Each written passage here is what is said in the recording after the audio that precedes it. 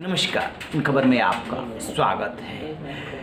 एक लोकसभा सीट और 4 विधानसभा सीट पे हुए उपचुनाव के नतीजे आने लगे हैं। आसनसोल लोकसभा सीट से जो नतीजे आ रहे हैं वो टीएमसी के लिए बहुत ही आप कह सकते हैं खुश होने वाली खबर है, क्योंकि पहली बार टीएमसी ने यहाँ पे झंडा गाड़ा है। और जीते कौन है? बीजेपी के बागी रहे शत्रुघ्न सिन्हा यहाँ से लगभग 3 लाख मतों से चुनाव जीत गए हैं। उनको 6,40,000 के आसपास वोट मिले हैं, जबकि बीजेपी के अग्निमित्र पॉल को 3,47,000 के आसपास वोट मिले हैं।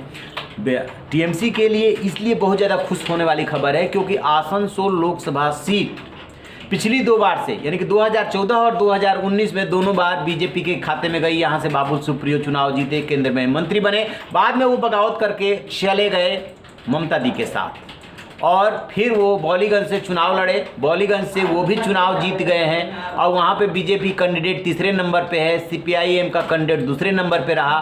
खैर, वहाँ से चुनाव जीते वो एक अलग बात है, लेकिन आसनसोल से जो सोच करके ममता दीदी ने लड़ाया था शत्रुघ्न सिन्हा को, उस रणनीति में अपने कामयाब रही, क्योंकि टीएमसी के पास ये सीट थी नहीं।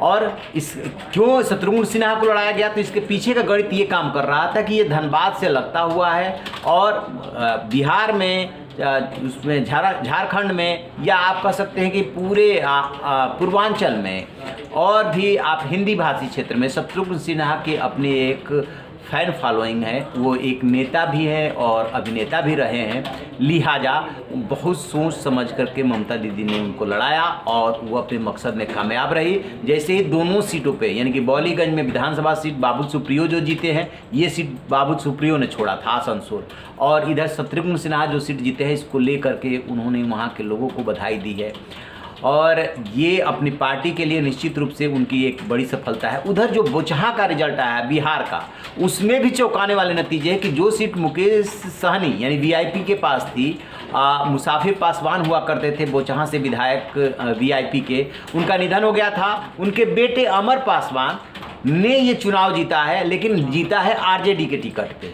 अमर पासवान को पहले वीआईपी ने टिकट दिया था, लेकिन वो बगावत करके चले गए थे उधर, और उधर से रमई राम की बेटी गीता कुमारी आ गई थी वीआईपी के पास। वो गीता कुमारी चुनाव हार गई हैं और अमर पासवान चुनाव जीत गए थे। इस तरीके से इन 3 सीटों का रिजल्ट अभी आया है। 4 विधानसभा सीट और 1 लोकसभा सीट पे इलेक्शन हुआ था।